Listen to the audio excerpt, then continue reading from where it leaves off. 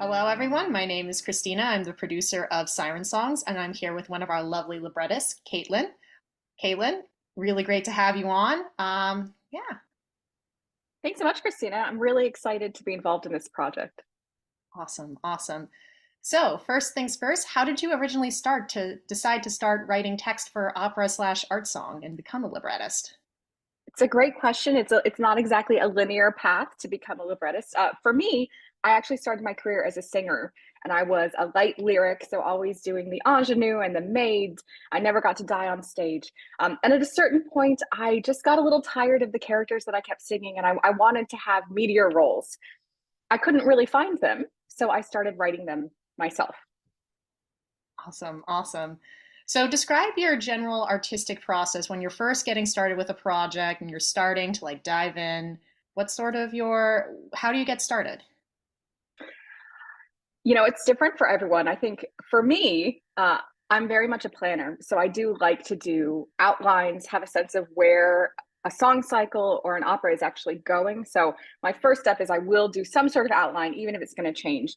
And then I kind of follow the inspiration when it hits me. So I actually use my phone a lot because if I'm at the grocery store or in the shower and I suddenly will get an idea for a stanza or a particular line that I think I'd want to include, I just jot it down.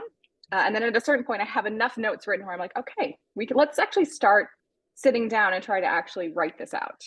And then it's going through many different drafts, working closely with the composer until we have something that's pretty much finished and ready to be set. And then, of course, at that stage, once we're actually in the composition process, many more revisions, a lot more tweaking so that it's really the best work it can be. Awesome, awesome. So, what past project have you done in, your career that you are the most passionate about, that you're proud of? I'm actually working on a project right now with composer Tim Tkach, which is an opera about a really significant historical figure that we don't necessarily know about. So, the first professional woman astronomer, Mariah Mitchell. Oh, And it's cool. about her time working at Vassar College and also essentially uh, facing the rising tide of misogyny and kind of anti woman science. Mhm. We're having a really good time. I think it's a really topical project, a really important figure, and we're just having a really great time with that. So I'm really excited for that to premiere in 2024 and hopefully have some life after its premiere. Awesome. So, what things inspire you in writing text? Do you have any influences, literary, music, anything that sort of, is an inspiration to you as you're sort of going into writing a text? Well, some of my earliest training and development was through the American Opera Initiative at WNO, Washington National Opera. And there I was mentored by Mark Campbell. So I would say that I'm very much in the Mark Campbell school. And when I am writing a text, I often have like a little tiny mark on my shoulder being like, Caitlin, there are too many words there. Or do you want to try rhyming?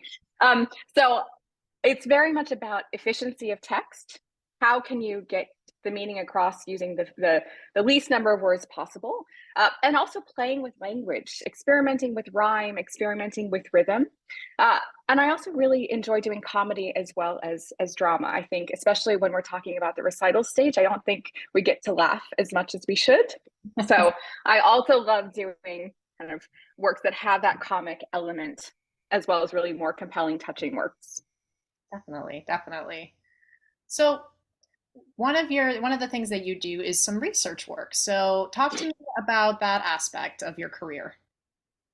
Absolutely. So, uh, I was a singer. I had an opera company in Baltimore for a while. And at a certain point, like happens to many singers, I just decided I was tired. I was just really tired of the grind.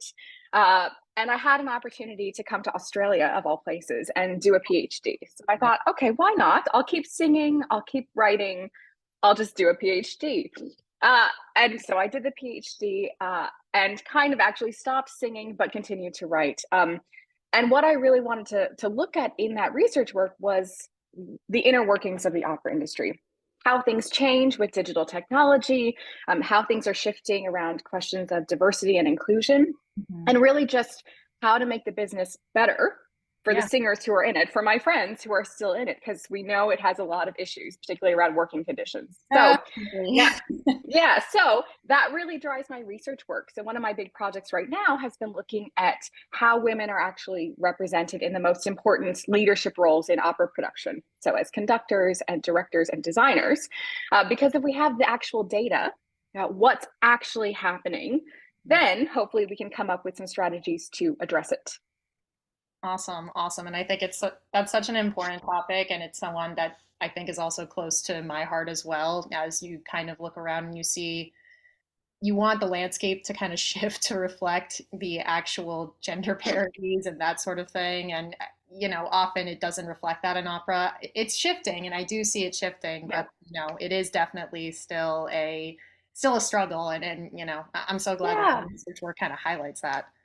Well, change is slow with any kind of industry, and I think opera is particularly a little bit of a Titanic trying to move. You're like, just keep going. You can It's do it. like, listen, the iceberg is ahead. You gotta like Exactly. It's like you just little just turn it. But I think working conditions, especially for singers, it's freelance. It's very unprotected, and we saw with COVID how damaging it was for independent artists. yeah, So definitely. it is a workplace. People are getting paid and they should be getting paid to do this really highly trained work. So how can we make it a better workplace? Definitely, definitely. That's the goal. So I Yeah. do that. And then I'm also writing my opera libretti because I really want to be involved in the industry, and I have stories that I want to tell. And I love working with composers and singers to create these new kinds of works. Definitely, definitely. And I think that you've kind of touched on this a little bit, but how does your background as a singer sort of inform how you write text, how you place text? Yeah. Uh, this might drive some of my composers crazy, but I'm not the kind of poet or librettist who just sends the text and says, "Okay, I'll see you at the premiere. I'm done here. Good luck." Right? I'm really highly involved in the text setting process because I have that experience as a singer, and because I know, hey, you have a sustained high B flat on all of these words. Are you sure you want to do that? Or where's the singer going to breathe? You have 2 pages and there's no breath. So I think I bring a lot of that particular expertise that can help the composer, especially if they're not as experienced working with voice. Lisa, of course, is very experienced working with voice. I'm so excited to work with her on this project. Oh yeah. But I have that perspective. So it's both a singer and also around dramatic pacing. I don't mess with the music because that's not my job, but my job is around pacing and telling the story and making the characters feel very natural and organic in the decisions that they make. So the two of us come together, and the result is hopefully a really, really effective musical work on stage. Definitely, definitely. Awesome. And then last but not least, why were you originally interested in this project, Siren Songs? Well, I think climate change is very much front of mind for many in our generation and the next generation because, we've been around for several years now and haven't seen things really shifting with the older generation. So there's a lot of urgency around that and a lot of anxiety. Um, but there's also tension. And I think it's very easy to feel kind of hopeless and helpless and I can't do anything on an individual. There are a lot of voices always around saying you can't do anything or it doesn't matter or just give up. So I love this framing, this idea of those voices as really being sirens, essentially almost tempting you and trying to convince you to give up. Sort of that the evil voice in the head. So it's really topical. It's really important, and I'm really excited about this particular take on the topic. Yeah, yeah, definitely. And I know that especially for myself, especially this project was kind of born out of that sort of acute climate anxiety that a Yeah, lot of people in our generation sort of feel where it's just like, okay, so the train is coming. We're on the train tracks. We're looking at it come. It's coming towards us. And what do we do about it? And there's always just sort of this giant like, oh my God, this is such a big problem. And I think that at least, music, it's one of those things that it communicates a message. And I think that like even though there are so many large scale efforts that like do kind of like do something more in terms of environmentalism, my hope is with this concert and with all of your lovely works that like we'll be able to sort of communicate about, those issues of the environment and sort of highlight it in a different way. So, yeah. Yeah, absolutely. And for me, with art song and monodramas and kind of these more chamber intimate works, it's really a chance to dive into those deeper feelings, those emotions that we all have, and really express them in a way that can't be expressed in any other art form. So touching on this anxiety, which we don't really talk about. I mean, there are works about climate change, sure, but not about this tension and kind of how we feel. Hmm. You're saying going into your backyard being like, should I be digging a bunker right now? Or, what like, what should I be like farming? I don't know, even know what to do. So I think really diving into that inner turmoil that many of us feel, and just putting it out on stage, and hopefully so other people don't feel alone in this particular struggle, but it's something that almost a universal anxiety. And then, of course, we need to do something about it. Definitely. Yeah.